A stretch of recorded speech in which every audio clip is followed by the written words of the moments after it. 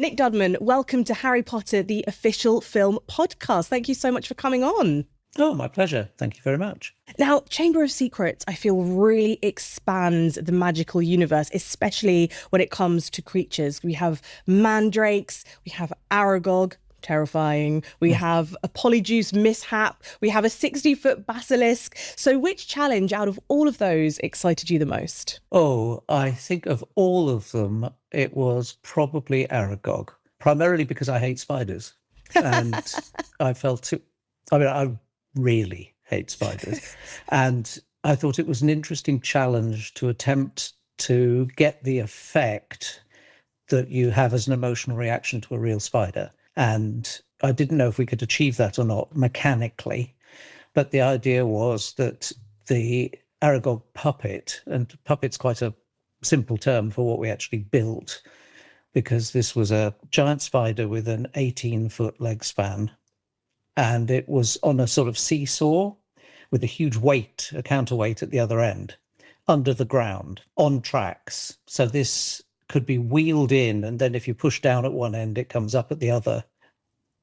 And all the mechanical legs had to be able to come out of the hole. It was a complex thing. It took about 20 people to operate. And underneath there's TV screens and people are moving things about. And if somebody was in charge of a particular leg, they had a leg down there, so metal leg, and whatever that metal leg did, the hairy leg outside did in reverse. And it was a joy to do. I mean, whenever you make something that is patently unreal, it's pretend, it's fake, it's not real. And then you put somebody in front of it and you operate it and they freak out as if the thing is real. You know, if somebody reacts to it as though it's an animal as opposed to a mechanism, you know you've succeeded. Do any of these creatures ever feel real, or in either kind of anthropomorphic or otherwise? Do you attribute personalities to them when you're working on them? Oh, yes. Usually it's extremely bad language because it's not doing what you think it should do. I found myself talking to a creature when I should be turning around and talking to the operator who's behind me at a desk on a computer, but you somehow find yourself dealing with the character rather than the machinery. It's such an interesting point, the kind of the Harry Potter series as a whole, but especially with Chamber of Secrets, I suppose, because there were so many of these practical effects, but CGI coming in, you kind of found yourself at that intersection of visual effects, special effects and camera effects. So how did that impact your job? Did you have to persuade Chris Columbus to go in a certain way that you preferred working in, or were you happy to experiment with both? How did it work? Well, it was kind of organic because it had been going on movies I'd worked on before the Potter series. But because the Potter series was like a 10-year project, you really did see things through from A to Z. I always remember with Chris Columbus, he had a very good attitude to things because you could say, oh, we could do that for practically, we could do that for real. I proposed that you could shoot all Robbie's close-ups on Robbie, but where you had big shots, things, it's like half the cast are only 4 feet tall. You know, I mean, they're all little kids. Yeah, they're tiny. So why not put somebody in a great big scaled up Hagrid suit? Because you're actually filming the children. You're only filming the lower half of this character. And it can all be done for real, you know, as practical shots. I love that. Now, I want to talk, because we're talking about Chamber of Secrets. Yes. We have to mention Dobby, who, of course, appears on screen as a CG character, but he did start off as a sculpture, is that right? So can you tell us about the evolution of Dobby? What we started with was a series of concepts of Dobby, which I think Rob Bliss did. And you look at them and the first question you go to is, could this be a Yoda puppet? Could this be digital? What makes sense? Which then leads you down the path of, well, what does it have to do? What interaction is there? And talking about it, we decided, all of us, that it should be digital. There was simply the restrictions of doing it as a puppet would be a nightmare. And especially, you know, you're performing with a young lad, and there was a lot about it that was like, no, we need more control. So we had the 2-dimensional drawings. Then one of my sculptors, Kate Hill, did a 3D version of it, sort of head and shoulders, and then built a complete body as a discussion point, because at that point, a lot of things that were going to end up digitally were created physically as objects for discussion purposes and for everyone to sign off on. In the end, we had Dobby dummies and, all sorts of things. Mm-hmm. But the actual performance, is completely digital led, by visual effects. When you were talking earlier about, the different stages that you have of building a creature, I was just thinking about what was the research phase like for something that you're terrified of, i.e. a spider? How do you sort of research it almost like with your eyes shut? You're like, oh God, I have to immerse myself into this particular phase. Yeah. In any makeup thing, from I've got to put a bullet wound on somebody. Yeah. You have to look up what a real bullet wound looks like. It's not nice. You'll open a reference book and you'll take a peek and you'll go, okay, and then you won't look at it again. You're also looking for character. So yes, you've got to, in the case of Aragog, you've got to, what kind of spider? What kind of real spider should we base it on? What are the things, what spider behaves kind of the way we want, all of that. Then it's a character. It delivers dialogue. If you look at the mouth parts of a spider, it just makes no sense at all in terms of this is not going to lip sync, Yeah.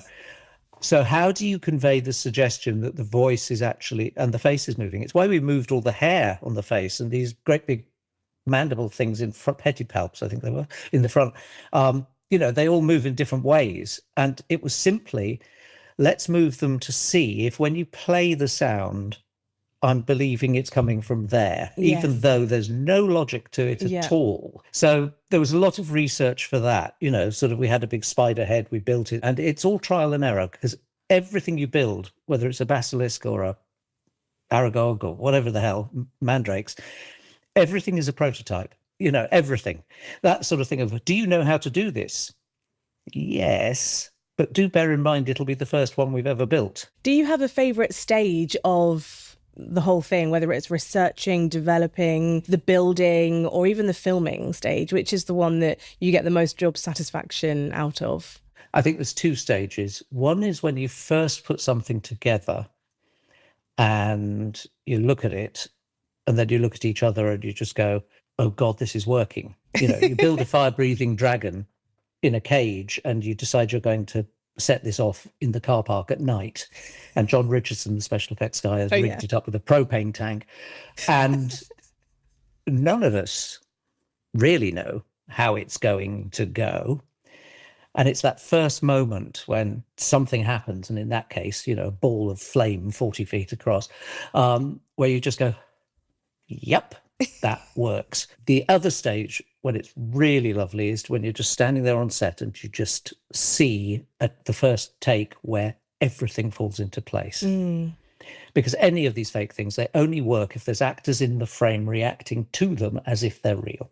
And when you get a fab performance from someone involving or bringing in one of the things you've built, that is lovely. When we did the puppet of Fawkes, the Phoenix, standing on his perch in Dumbledore's office, Richard Harris came over at lunchtime. We were just fiddling with it and just said, are you in charge of this? And I said, yeah. And he said, it's amazing. I don't know how you train them. And myself and my chief engineer went, it's a puppet. And I can't repeat the actual language he used.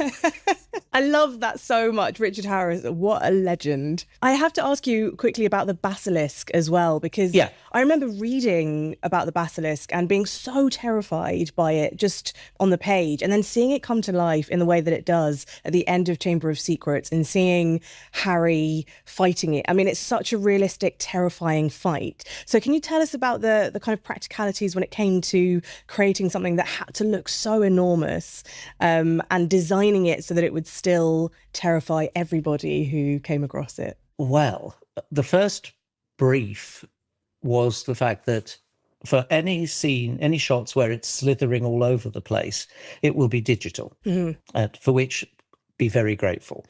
Okay? Because when you start building big things, the laws of physics get in the way of what you'd like to do big time. So myself and John Richardson, we sat down and we talked about what it physically had to do. How big would it be? And worked it out. Then we just had to figure out, okay, we need a tail section because we have to be able to drag that through the set. And then we mounted the same rig we'd used for Aragog, this massive seesaw thing. And then we mounted it all up on this, basically, machine. It was made of step ladders. The thing I remember was John Richardson looking at it.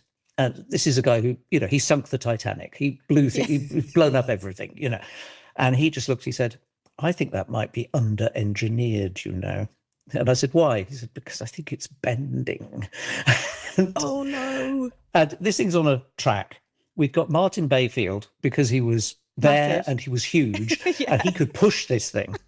And we stood there and we realized what we were doing was taking a thing that weighed over a ton, lined with sharp plastic teeth, and we were pushing it down a ramp at a 12-year-old, 13-year-old boy armed with a plastic sword. And if we didn't manage to stop it, we were just going to push him straight through the wall of the set.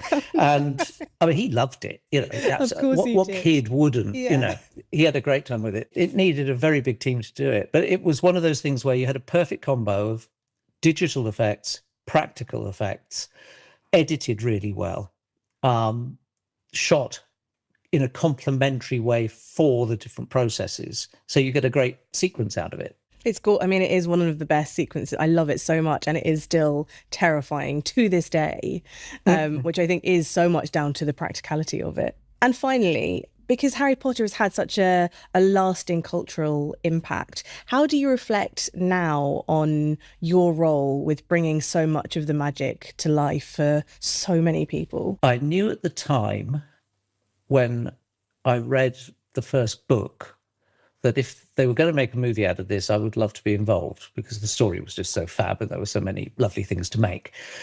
When I got involved in it and we were finishing the first one and suddenly they're going to shoot the second one, you realized this isn't just a successful book. This is going to build into something very big and the momentum is not going to stop. But at the time there was this sense, I might never work on anything quite as special as this again.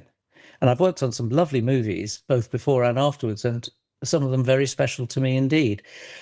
But there was something about the Potter thing where you had a sense that almost sort of cinematic history was happening. This was different. This was something that was going to stand the test of time. It was a unique moment in my career and in the career of lots of people. I had 10 years to train people to do makeup effects to a certain level, most of whom are now running their own shows out there. We had a training ground for 10 years that was just fantastic, and every department had that. It helped the industry dramatically, in my view.